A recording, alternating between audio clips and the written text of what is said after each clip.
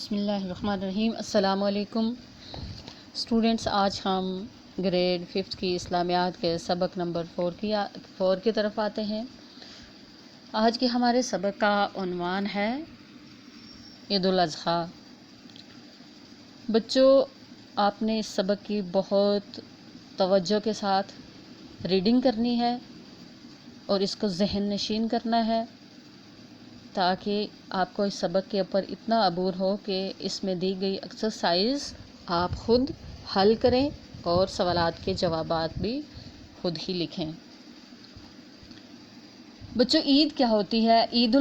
سال میں ہمارے مسلمانوں کے 2 تہوار ہوتے ہیں، ایک عید الفطر اور دوسری عید الاضحیٰ۔ عید الاضحیٰ جو ہوتا ہے وہ مسلمانوں کا دوسرا بڑا خوشی کا تہوار ہوتا ہے اور یہ حج کرنے کے بعد منایا جاتا ہے۔ عید الاضحیٰ کے دن ہم حضرت ابراہیم علیہ السلام کے سنت کو دہراتے ہوئے اس بات کا عہد کرتے ہیں کہ ہمیں اللہ تعالیٰ کی راہ میں اپنی سب سے پیاری چیز کو قربان کرنے کے لیے پیش رہنا ہے۔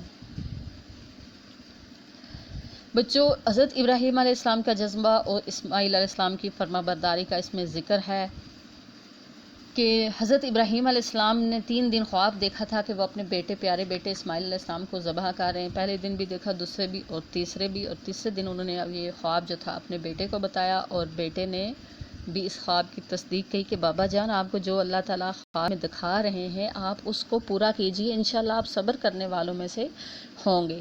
اسماعیل علیہ السلام کا یہ جواب سن کر ابراہیم علیہ السلام جو تھے وہ مطمئن ہو گئے اور اپنے بیٹے کو اللہ کے راہ میں قربان کرنے کا فیصلہ کر لیا۔ دیکھو بچوں، اتنی بڑی قربانی کہ بیٹے کو اللہ کی راہ میں قربان کیا جا رہا ہے، اس قربانی کی مثال نہ کبھی پہلے تھی اور نہ کبھی بعد میں آئی۔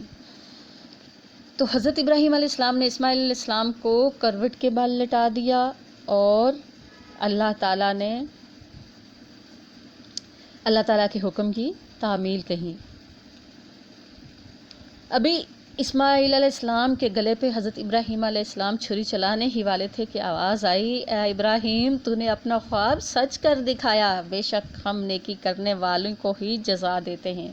دراصل یہ ایک بہت بڑا امتحان تھا۔ تو بچوں، حضرت جبرائیل علیہ السلام اسی وقت اللہ تعالیٰ کے حکم سے جلدی سے جنت سے قربانی کے لیے ایک دمبہ لے کر حاضر ہو گئے۔ ابراہیم علیہ السلام نے اللہ تعالیٰ کے امتحان میں کامیاب ہونے پر شکر ادا کرتے ہوئے دمبہ قربان کر دیا، اور اسی دن سے ہم اس واقعے کی یاد میں قربانی کرتے ہیں۔ اللہ تعالیٰ نے حضرت اسماعیل علیہ السلام کی قربانی کو بہت پسند فرماتے ہوئے قرآن میں فرمایا کہ ہم نے ایک بڑا ذبیحہ اس کے فدیہ میں دے دیا۔ تو بچوں، اسی طرح حج ہے اور قربانی کی جو فرضیت تھی وہ کیوں ہوئی کہ دنیا بھر سے مسلمان حج کرنے کے لیے خانہ کعبہ جاتے ہیں، وہ حج کے ارکان ادا کرتے ہیں۔ 9 ذی الحج کو حج مکمل ہوتا ہے۔ حج مکمل ہونے کے شکر میں اگلے دن یعنی 10 ذی الحج کو عید الاضحیٰ مناتے ہیں۔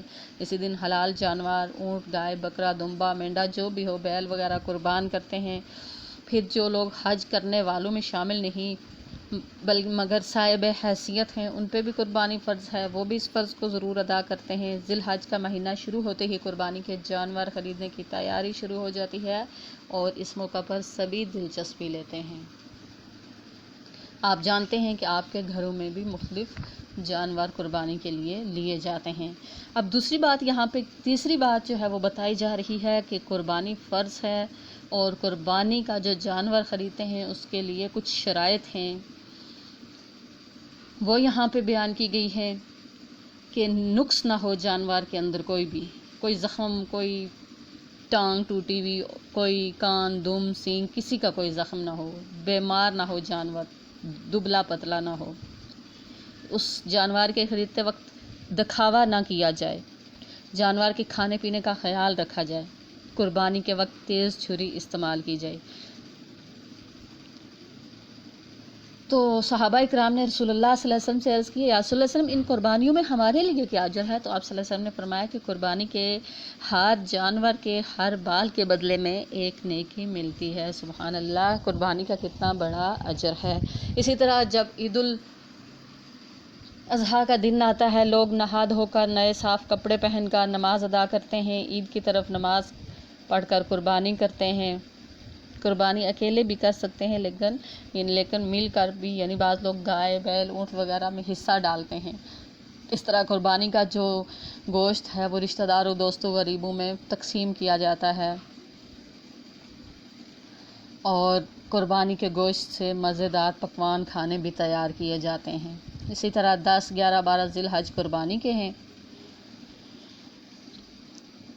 10 ज़िलहज को नमाज ईद अदा करने के बाद से लेकर 12 ज़िलहज तक असर के वक्त तक कुर्बानी की जाती है। तो बच्चों, अब आपको इस सबक की होमवर्क शीट नंबर 4 दी जाएगी, और आपने इन सवालात के जवाबात और जुमलों में गलत और दुरुस्त के निशान वगैरह आपने जवाबी कापी के ऊपर लिखने हैं।